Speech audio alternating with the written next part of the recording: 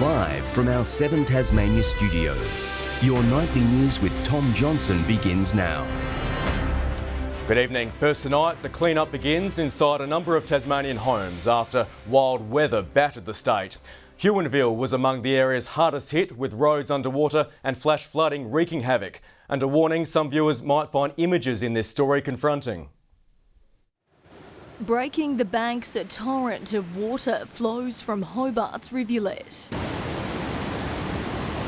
We've received 180 phone calls, as far as 132500 calls to our dispatch centre, which has resulted in 90 requests for assistance that we're actually attending. The winter weather far from over. Umbrellas essential as the aftermath of heavy rainfall kept Taruna's soccer field empty on match day. We have seen a few rain gauges record their wettest August day on record. So some places including Dunalley, Lewis Hill. Police were called to manage road chaos on the Brooker Highway, while some Huon residents woke to human faeces on their doorstep caused by overflowing wastewater. We've seen instances of flash flooding and circumstances whereby the stormwater systems can't evacuate the volume of water that's fallen. City cafes did all they could to patch up leaks. Major roadways in Sorell were soaked, diverting traffic elsewhere. There have been 2 vehicles with occupants retrieved from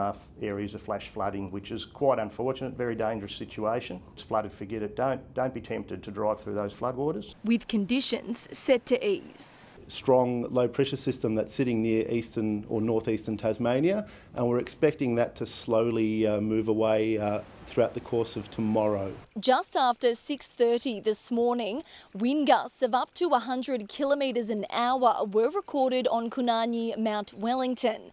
The area also received more rainfall overnight than the entire month of July. But the dreary day didn't keep everyone tucked away inside. Gumboots required on this morning walk. Grace Evans, 7 Tasmania News. The cost of living crisis has again deepened for Tasmanians, with transport the latest household budget item to blow out. Petrol and car loans have all gone up in the last quarter, with calls growing to extend the cuts to the fuel excise beyond September. Paying at the pump is fast becoming the new normal for drivers. The average Australian household is now paying more than $100 a week on fuel for the first time in 6 years, according to the Australian Automobile Association. Hobart leads the capital cities nationwide, with fuel costs at $102 a week. Launceston in the top 3 for regional Australia at $114. That's despite the former federal government slashing the fuel excise by half in March. A federal independent MP is fighting for it to be extended past next month. I asked the government and the Prime Minister to even stagger it until prices stabilise. The state government also raising the issue. I know that the Premier has had conversations with the Prime Minister about the federal fuel excise and extending the reduction. Buying a car also more expensive, with loan repayments setting Australians back $154 a week on average. The cost of making cars, the cost of getting cars to Australia has gone up. Unleaded 91 prices in Hobart sit at an average of $1.90 per litre. Launceston is slightly cheaper at $1.82 per litre. We are hoping desperately that the last 2 quarters of this year will provide some relief. I would encourage people when they're buying fuel to actually shop around, because there is a massive disparity between retail locations. John Hunt, 7 Tasmania News. Tasmania's COVID death toll continues to climb as the latest virus overnight. Case numbers have fallen to 375 new daily infections. 17 patients are being treated in the state's hospitals, while 2 people remain in ICU. Police are appealing for witnesses following an incident at a Devonport McDonald's yesterday afternoon.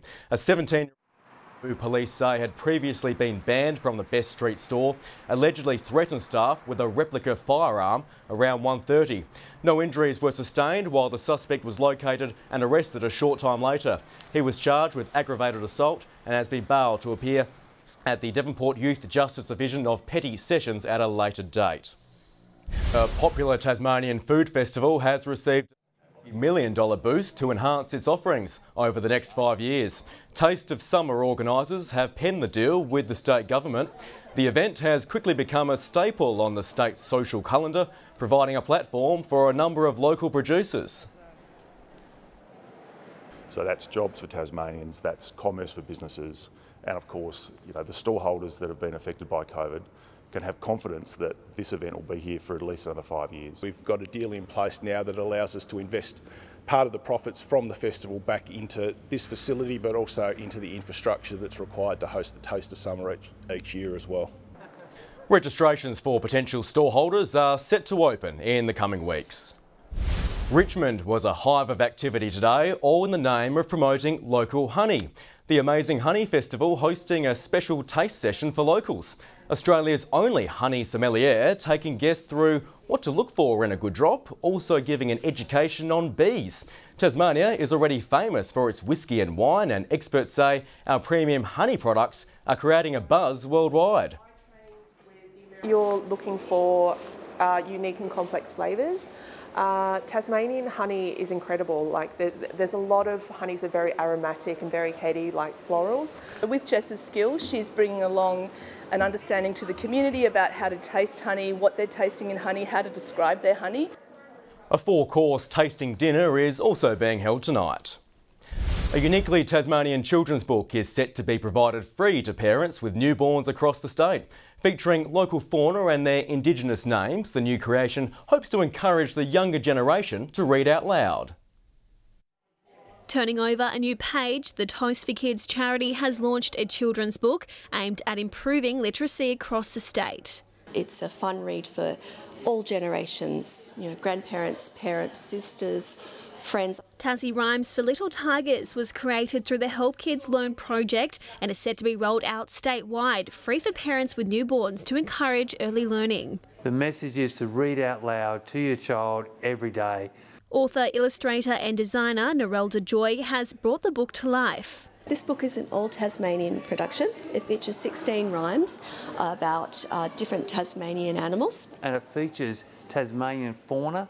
We have the LOCARNINI language of each animal. We have a counting game, and we're going to be producing it in Braille and low vision font. After more than 2 years researching, designing and creating, it's finally set to hit bookshelves. It's an enormous amount of work, but an enormous amount of fun, and we really hope that this encourages people to read to babies and young children in Tasmania. Children in the community have also jumped on board, reading poems from the book. It was really great actually, and just being able to share that with the community and express myself, it's very important because young people are the future of our state. Reading rhymes to stimulate young minds. Over the first 3 years, the baby's brain grows up to 80% of an adult's brain size. So it's very important that we feed that brain in readiness for the educational years to come. A second book is already in the pipeline to be released in 3 years' time. MAKENNA, BAILY, 7 Tasmania News. The tastiest event in town has come to a close for another year, receiving a positive response from locals and visitors. La Trobe's Chocolate Winterfest was chock-a-block, with more than 40 attractions on offer for those with a sweet tooth. It's the golden ticket to the wonderful world of chocolate, with the Chocolate Winterfest taking over the northwest. It tastes good, gives you energy. Yeah. We try to come every year. Hundreds of chocolate lovers filling the streets of La Trobe with little surprises around every corner. So certainly see people with bags, and that's great. Something for everyone.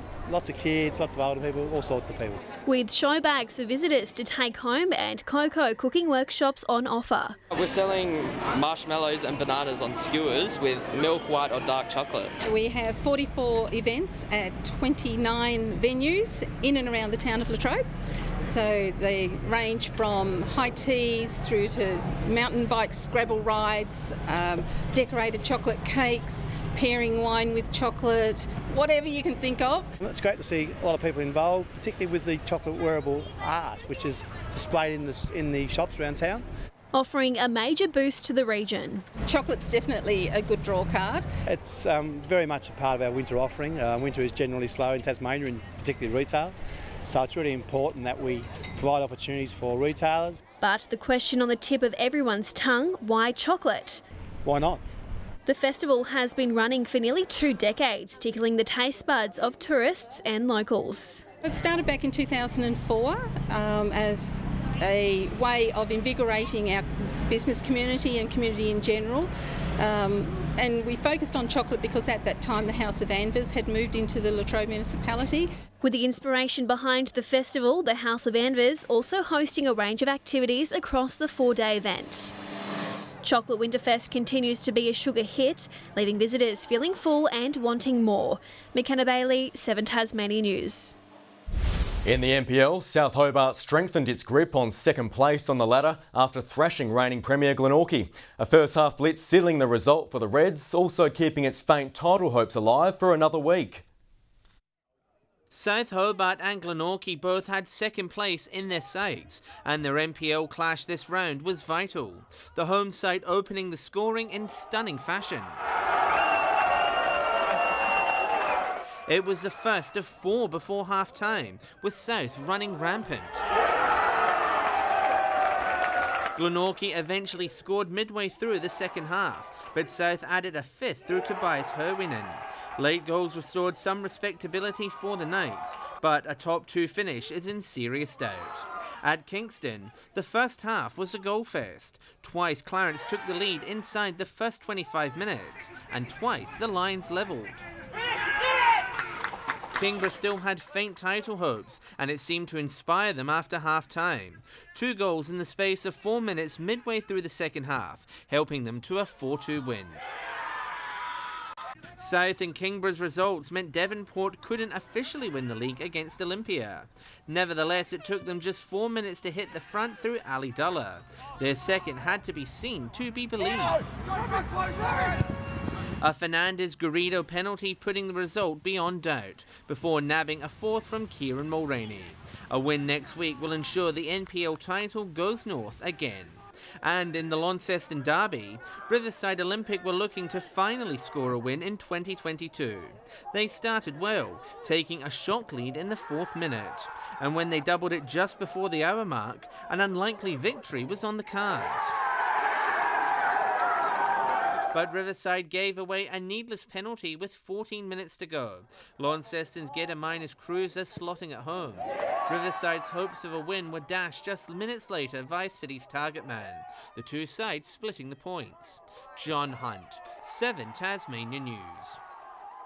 And finally, Tasmania has secured another sporting coup, with the state set to host 2 rounds of one of the world's biggest mountain bike drawcards. Maydena and Derby will host the opening stages of the Enduro World Series in 2023. The format sees riders pushed to the limit, with Hobart's Dan Booker currently riding in it. Local experts say the series will broadcast Tasmania to millions across the planet. Maydena will open the season on March 25 and 26, with Derby to host a week later. Good evening. 17 the state's maximum seen in Burnie and Devonport today, Launceston reaching 16 and 15 in Hobart. Across the state, Low Head and Strawn 16, Friendly Beaches and Grove 15, 14 in St Helens and 7 in Laoini. Extensive low cloud can be seen across the state today, while a cloud band swelling around a low pressure centre near Flinders Island. Further out, scattered low-level cloud extends over much of South Australia, while frontal cloud bands can be seen passing over waters south of the Bight and to the west of Western Australia. Tomorrow, a deep low near Tasmania remains near the northeast of the state. A trough moves over South Australia, while a cold front and low complex approaches the southwest of Western Australia. And we'll see variable winds tomorrow, 10 to 20 knots, though westerly 20 to 30 knots offshore. And there is a gale warning for the east of Flinders Island and a strong wind warning for the remaining coastal waters around the state. There is a moderate flood warning for the South Esk River and several other flood warning and flood watches across the state. 14 degrees in Hobart tomorrow, showers and 13 in Dover and Ouse. 15 and showers in Launceston, Devonport 14, Scottsdale reaching 13. Showers and 13 in Burnie tomorrow, 15 in Strawn, Stanley 14 and showers. And showers continuing in the east, with St Helens and Ross both 13 and 14 in Swansea. Looking on to Tuesday, showers about the west, south and central areas. Light showers about the west on Wednesday, increasing during the afternoon. And on Thursday, showers mainly about the north and west. 23 in Perth tomorrow, showers in Adelaide, Melbourne and Canberra, Sydney 19, 22 in Brisbane and sunny across Cairns, Darwin and Broome. And currently Hobart 12 degrees and cloudy, Launceston mostly cloudy and 11 and showers in Devonport 14 degrees there. And Tom, the showers continue. Thanks so much for joining us. Have a great evening.